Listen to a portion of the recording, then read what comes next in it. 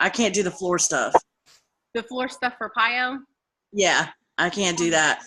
With PCOS, even when I did it for a while, I modified, and I even modified the modifier, because they even have some modifiers where like you're on the chair, but there's no shame in that game. But I did, like, for those who have body aches, like I have fibromyalgia, it was the best program for that, because where you hold like your moves for so long, and like it was one of those, like I didn't know yoga before then at all, but I loved it so much that I got certified in it.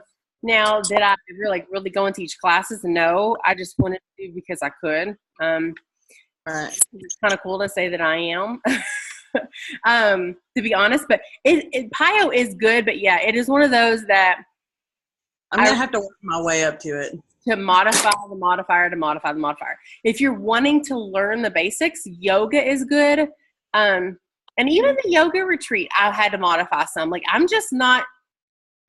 I would consider myself somewhat flexible for a big girl, but like I just can't bend my legs into a pretzel. Like no matter which way it goes about, like it ain't gonna happen.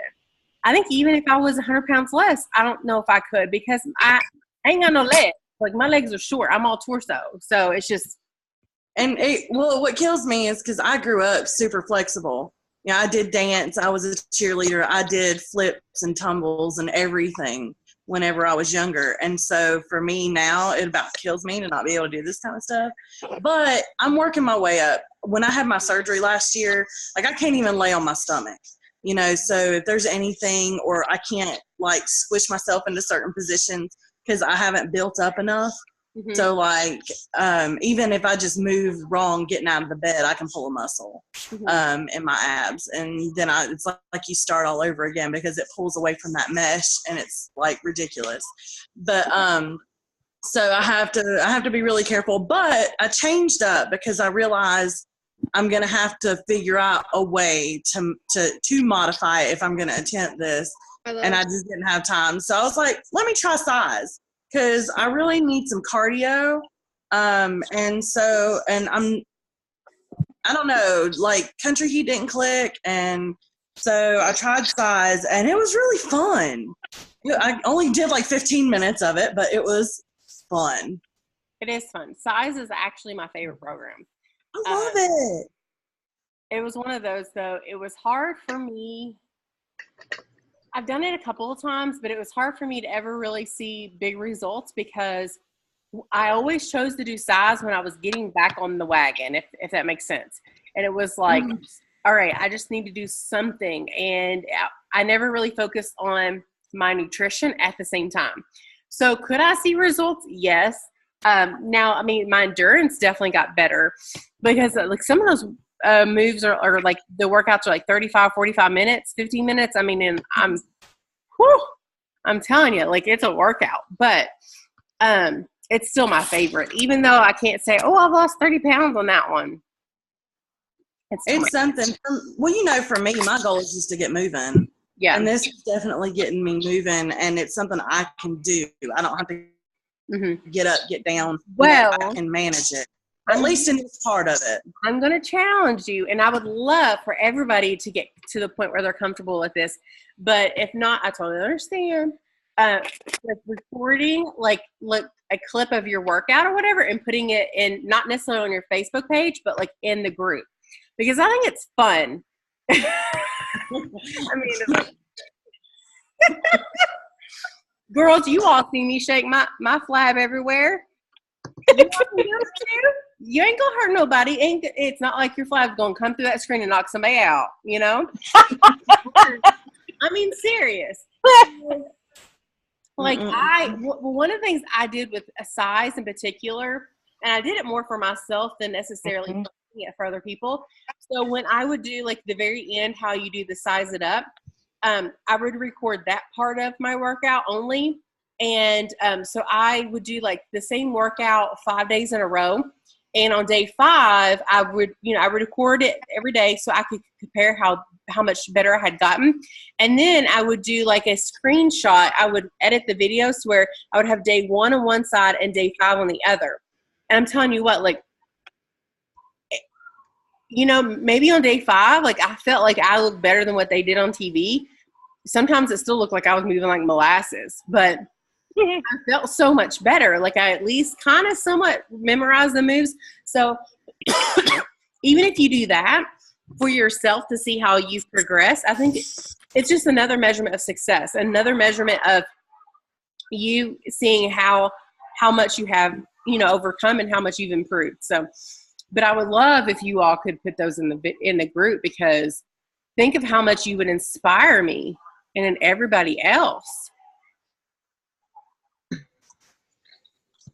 I recorded myself today doing day 1 of lift 4, but my because I've got this new iPad, and it stopped like sometime whenever I was doing the workout, because I wasn't really paying too much attention to it.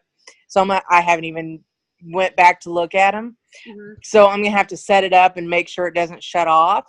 But yeah, I'm doing it more for me because I can't see on some of them to make sure I'm doing it right, the mm-hmm. form on some of them.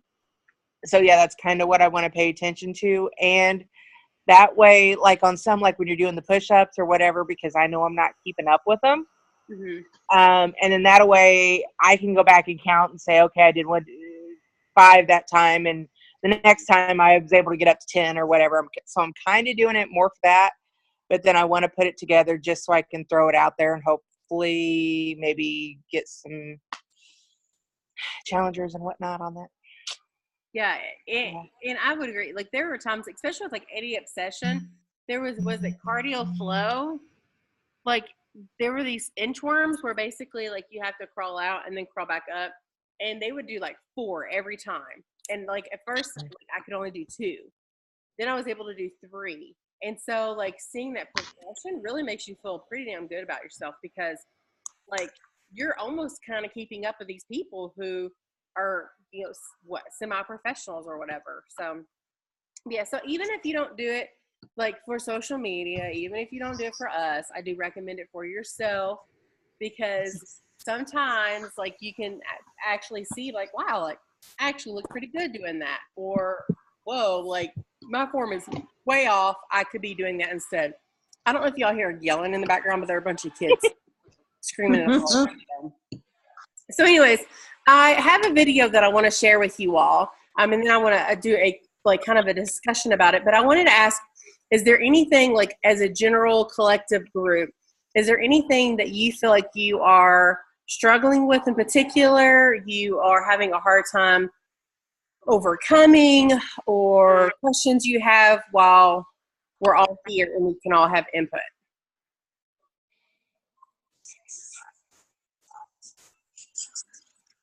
What is everybody's favorite way to get in water? Because water is like my nemesis. I don't drink water, especially on the weekends. If I'm not sitting in front of my cup of ice water, I will go an entire weekend without a single sip of water. And I know that that's absolutely awful for my body.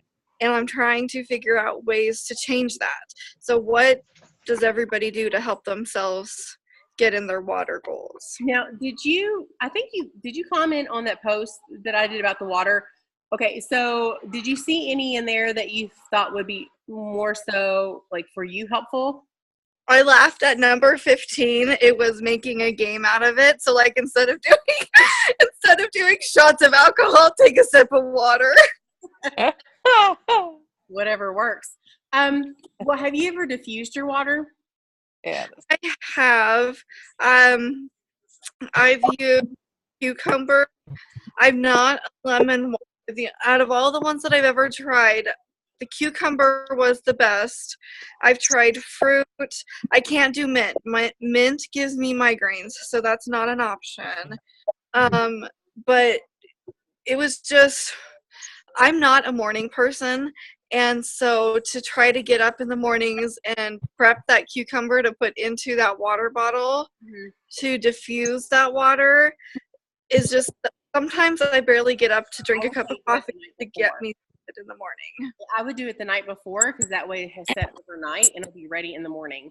Another thing, like when I'm really being intentional, and I need to be all the time, and I'm not, because I could easily go days without drinking water too. Like if I just don't even think about it, is putting a bottle by your bed, and so when you wake up, you make a point. All right, I'm going to drink this whole bottle of water before like I go brush my teeth or before I eat breakfast. And so I know the 2B mindset is drinking. It's water first.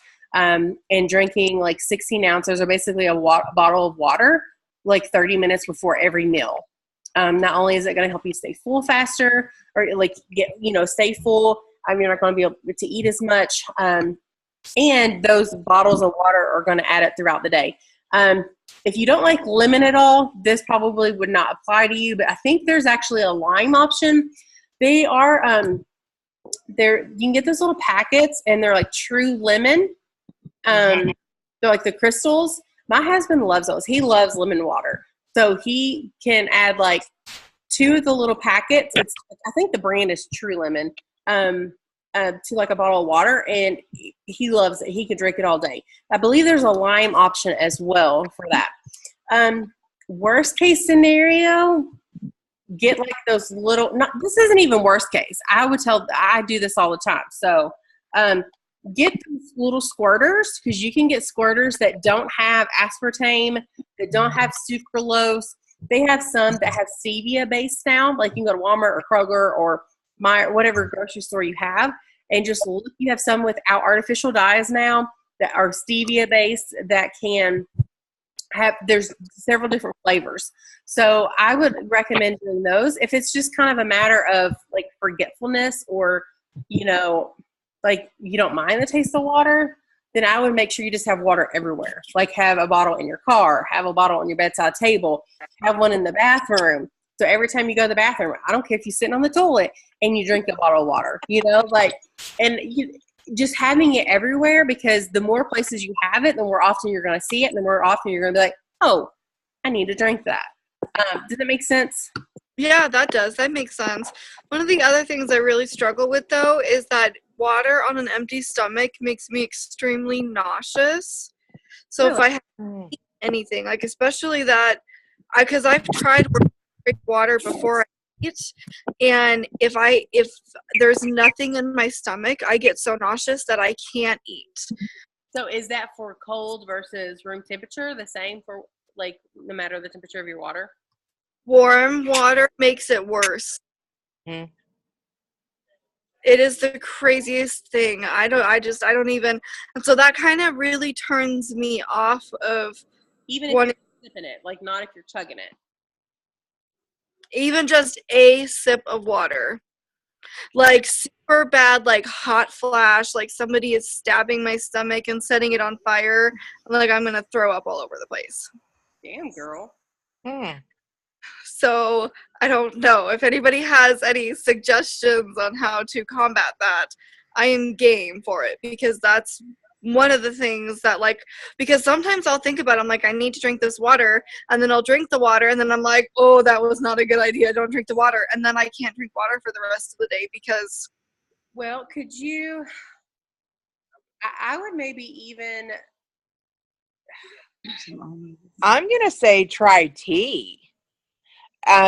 Because, especially, there's a little bit of caffeine in some of the teas, but it's not, to me, it's not enough for it to like dehydrate and act that away. Yeah, green tea, ginger tea. There's all different kinds, and that's what I've used before. And you can do iced tea or whatever, hot tea. I've even got me a tea kettle that I start. I'm not a coffee drinker, so I drink tea first thing in the morning. And I count that in as my water because I don't add sugar or anything to it.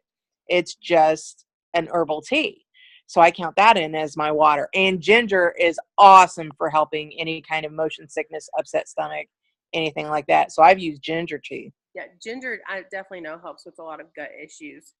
I would recommend, but you don't like mint, spearmint, because spearmint is a great thing for hormones. It can help with excess facial hair, acne, hair loss, because it helps just with the androgens that our body. Androgen is basically a male hormone. and we typically have more of it, which causes the acne, the facial hair, the hair loss. And so a lot of people will do spearmint tea for a natural anti-androgen, or they'll do spironolactone, which is a prescription. If I can talk tonight. So I don't know if you've tried spearmint. I mean, it might be worth a shot. I don't know if that would upset you, or even. I react the same way to spearmint. Any form, so like I can't do hard candy mints, I can't do mint gums or anything. I get such bad migraines. Then I would try the different teas, or if you had flavored water, would that make a difference, do you think? Like with some of the squirts, if there was so much to where it tasted like it was raspberry lemonade or something? I don't know. I thought about trying them, and actually we went grocery shopping earlier, and I was trying to find them, but they rearranged our grocery section at our Walmart, and I couldn't find them, and my back hurts so bad that I was like, I'm done. I can't keep looking for this. We gotta go check out. I need to go home. Well, I would definitely look into those and try them out. They're worth a shot. So I would try to stay away from the ones with aspartame in them and stuff, and try to find the ones that are stevia based without the dyes. Those are going to be your best options. Okay. That's what I use. I don't drink straight water all the time. I do more than I used to. But I do the stevia based drops, and then I also time out my water intake. Like I know what my goal is, and I know like by a certain time of the day to have so much down. And like I sometimes I even have to put reminders in my phone because I don't get thirsty. That's something I've told Robin from the get-go. Like even on sodas and all of that, I don't get thirsty. So I have to force myself to drink stuff. And so I've got it now where I know I have to have like 8 ounces in every hour or so in order to meet my goal. And sometimes, I may not meet it every bit, but I know I'm going to drink more at dinner than I will throughout the day. So it kind of balances out, but it helps remind me and keep it kind of in my head because I don't think to drink. I can sit there and stare at my computer for 4 hours and not take a sip of anything just because I don't get thirsty. Another tip, because I've done those water challenges in the past, another tip I've shared with people is finding the right water bottle. And I know that sounds really silly, but sometimes having a cute water bottle makes a difference. Sometimes drinking out of a straw makes a big difference. Really, it really like is a mind game sometimes. Now, if it's actually making do what you love that. You love. If it's a matter of making you nauseous, then I mean that's another thing why I would try the flavored stuff. Or diffusing stuff overnight. And then like even with my kids, at the end of the day, like I would sometimes fill up a pitcher 2 or 3 times, like 2 times with the same fruit. And then at the end of the night, I know this is probably kind of gross, my kids would eat the fruit as like a dessert, and I would put like whipped cream or whatever like on top, and they loved it. It was like dessert for them. Or I would get a little bit of ice cream and put the fruit in there. They tore it up. So I didn't let anything go to waste in my house. Kudos to them. I've seen what that fruit looks like at the end of the day, and it is not appetizing. My kids, my house, you get what you get, and you don't throw a fit. So it's like dessert. This is your option for dessert, or there's no dessert. So That's what it is. So let us know, like, if any of those help, or if you're like, that doesn't work out. Like, any reviews on any of the little flavor drops that you try. Because I know I haven't tried them all. I've tried some of the Sweet Leaf brand. They're okay. Like, it's not like I would rant and rave about them, but would I buy them again? Yes, but I would probably buy other brands first because I know like Walmart has great value brands that I've not tried yet. So I would like to try those too. So if there's not anything else, I want to share a video with you all. And I'm going to do a share screen. And it's only like 5 minutes. And then afterward, I want to just kind of open it up for discussion and kind of see what your all's thoughts are. So let me desktop. All right. Tell me if you all can see my screen. Thumbs up? Thumbs down? All right. Is this full? Do you see the YouTube link? Yep. Okay. I think that this is a time in history where it's not enough to know. I think this is a time in history to know how. How many people in this audience actually believe in the idea that the way you think has some effect on your life. So how many people here actually woke up this morning and consciously created the future? You know, the biggest reason why people don't do it is because you don't really believe it's true. You see, if you knew on a gut level that it was absolutely true, would you ever miss a day? Come on. And would you ever let any thought slip by your awareness that you didn't want to experience? So if you believe this, then does your environment control your thinking? Or does your thinking control your environment? So if you wake up in the morning and you get out of bed on the same exact side as you did the day before, you shut the alarm clock off with the same finger, you slip into your favorite slippers, you shuffle into the bathroom and you use the toilet like you always do, then you get into the shower and you wash yourself in the same routine way, then you groom yourself to look like everybody expects you to look, and you go downstairs and you drink coffee out of your favorite mug. Then you drive to work the same way as you did the day before. You see the same people that push the same emotional buttons. You do the exact thing that you know how to do and you memorize and can do so well that you're an expert at. Then you hurry up and rush home so you can hurry up and check your emails, so you could hurry up and go to bed, so you can hurry up and do it all over again. Now, here's my question. Did your brain change at all that day? We could say that you are thinking the same thoughts, performing the same actions, that create the same experiences, that produce the same emotions, but secretly expecting something to change in your life. As you see the same people and go to the same places and do the same things at the same time, it's the external environment that's turning on different circuits in your brain, causing you to think equal to everything that you know. And as long as you think equal to everything that's familiar or known to you, what do you keep creating more of? Same life. Now, the quantum law is still applying to you. You're just thinking equal to everything that you know, and you keep creating more of the same. Change. To truly change is to think greater than your environment. And every great person in history knew this. Whether it was William Wallace or Mahatma Gandhi or Martin Luther King, Queen Elizabeth I or Joan of Arc, they all had a vision.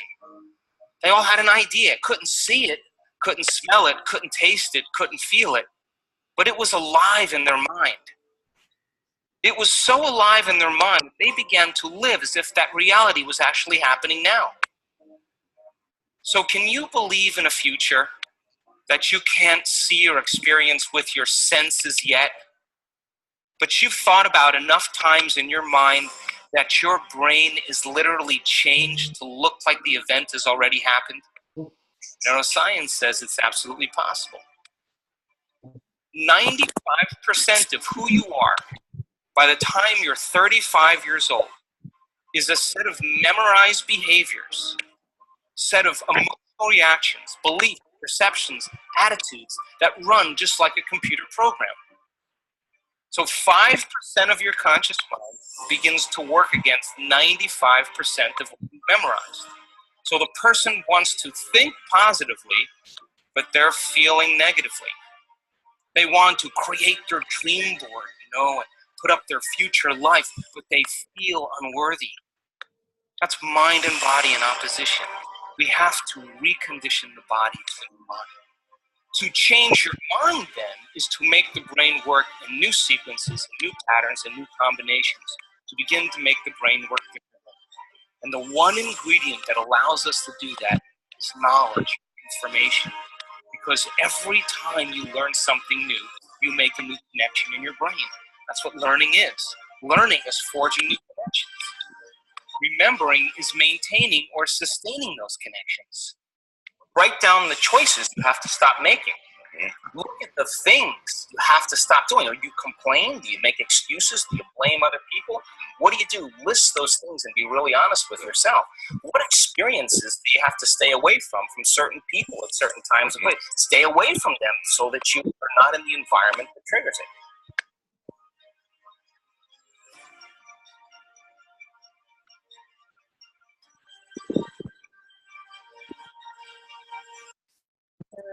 me. Stop share. Okay, so that's like the third time I watched that today. And there's so many questions that I could ask you, but I don't even want to kind of steer the conversation in any particular way. I just simply want to ask, what in that video stood out to you most?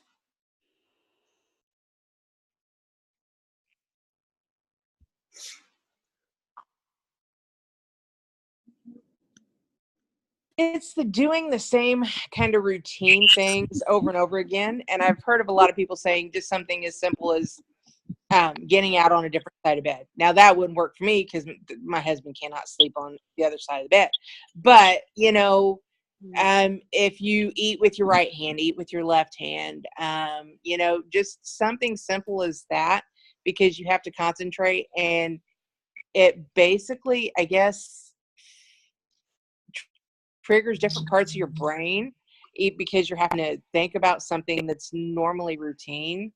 And it's kind of getting yourself out of that rut, routine, I guess. Mm-hmm. I don't know.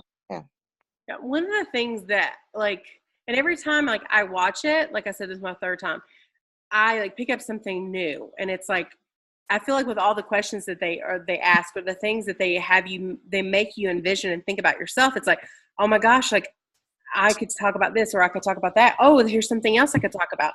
But one of the first things when I first watched it was, in order for your life to really be any different, you have to basically have a vision of it being different, and you have to believe that it's even possible. Because if you go through the same motions every single day, expecting basically your life to be different, it's not going to be different. And so there has to be something inside of you that at some moment in time where you're wow, that's actually possible for life to be different. And I think that as women with PCOS, or just where we have struggled, the VIP, basically having a VIP ticket on the struggle bus. I know, at least for me, it took me a very long time. And there are still times I still struggle with the mindset of life doesn't have to be a certain way. It doesn't have to be the way that it has been the last 15 years. It can be so much better. But in order for it to actually get there, which it's possible, I have to basically, and then that's kind of where, the second time I watched it was all right, what are the things you have to cut out? What are the things that you have to change? Where does that basically, that fork in the road becomes to where instead of you staying on that same road, you fork off and you make changes? Who do you need to separate yourself from? What are the habits that must change in order for change to happen? And, as a coach, I talk with so many women who, with PCOS, they just feel like it's not possible for them to have change in their life. And it's really sad, because I don't care what you've been diagnosed with, there's always a possibility for change.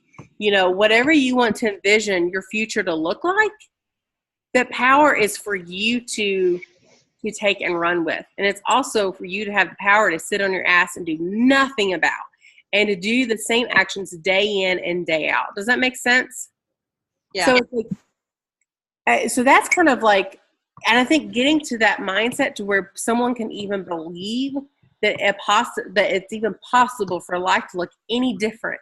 Because how many years did you feel hopeless, or probably worthless, or ashamed, or insert all of these words of why you felt less than, because of a diagnosis, or because of the struggles, or because XYZ. So I think that as women with PCOS, it's even harder sometimes for us to kind of actually, get crazy in our mind and believe that life can be different.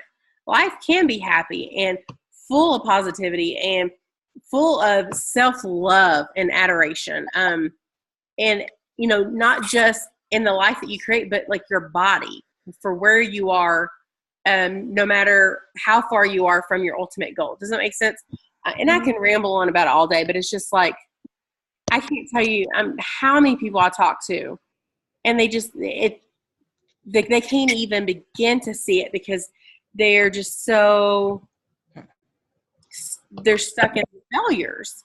And I get that. Like I'm a big fat failure. I have failed at everything. Like I even had weight loss 30 years ago, and I failed at that too. So it's like, but just, I don't know. I could keep talking, but anyone else? What did you get from it?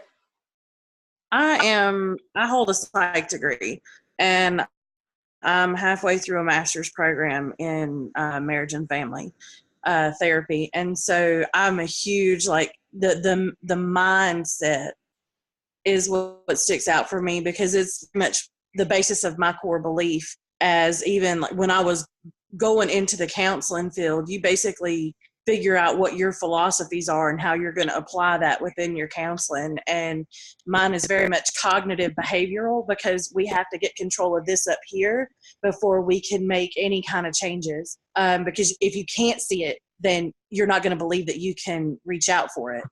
And then on top of that, all of the core beliefs we have about ourselves are what motivate our actions. And so taking a big look, and this is very hard for me, because I mean, I can know it all day long, but it's hard to apply it to self. But being able to look back at those core beliefs you have of yourself, where do they stem from? Is it truth or lie? And that's where I turn around. For me, I apply scripture to it. When I have a day where I'm thinking a certain thing about myself, then I go back to say, okay, where'd that thought come from? Mm-hmm. And then I start tracing it back. And then when I get to that core of that, then I can go in and say, okay, that's not what God says for me. And then I can apply it. And it turns it around. I fail at that every day, most of the time. And my crazy week or two, or actually a couple of months I've had, it's been so up and down for me, and stressful. But the biggest thing is getting control of this. And God spoke to me. I was praying about weight loss a few years ago. I was at my heaviest, and I was so depressed, and I felt so horrible, because I was, it's like I woke up one day, and it didn't happen overnight, but it's like you wake up one day and you're like, how did I get here? And I was tearing myself down, and I was like, I want to do something. And God's like, well, then do something. I'm praying for all of these things. And he was like, well, get up and move, put feet to your faith, and start making a change. I'll be there with you in it, and I'll help you through it, but you've got to make a move. And so that's the key in the core of what he's saying, is getting control of those thoughts and applying it into your life. Instead of just keeping it all locked up in here, you got to find a way to release it. Mm-hmm. And I would love for every single one of you all to be so crazy enough to believe that whatever goals that you've set for yourself, that they will be achieved. There is no ifs, ands, or buts about it. I want you to be so crazy enough that you've drinking the Kool-Aid to where, you know what, no one can tell you any different. Because I'm telling you what, if you do believe any different, then why the hell are you trying to even eat healthy? Why are you trying to work out? Why are you even here in this academy doing anything? If you feel like, oh, it kind of sort of maybe might kind of happen, I might get halfway there. No, like, I want you all to be crazy enough to believe it, because if not, then what's it all for? So yeah, I mean, you know how I ramble a lot, but anybody else before I kind of close it out? We've got like 3 minutes. What caught my attention was when he said, we do the same things every single day and expect a different result. Like, holy crap. Really? Because it's true. I do almost the exact same thing every single day. And at the end of the day, I come home and I'm like, well, today was just as shitty as yesterday, but I didn't make an effort to change any part of my day. Like, I didn't do anything. The definition of insanity is doing the same thing over and over, but expecting different results. So and I know that, but it's so easy to forget that, because you get so wrapped up in your routines that it's a muscle memory because I do. I crawl out of bed. I come downstairs. I make my coffee half asleep, and sometimes I eat breakfast, sometimes I don't. I drink my coffee. I go upstairs. I start getting ready for work. I leave for work. I'm usually like 15 minutes behind, almost late to work every single day. It doesn't change. But every morning I wake up and I expect a different result. Well, It's just crazy. It's this time because you're going to make one change this week. You've got to choose though, because I can't choose what changes you need to make. So that's why, like, the end, he was like, well, what changes do you need to make? What people do you need to separate yourself? Well, yada, yada. So I would love for you all, because I have like less than a minute and then it'll cut me off.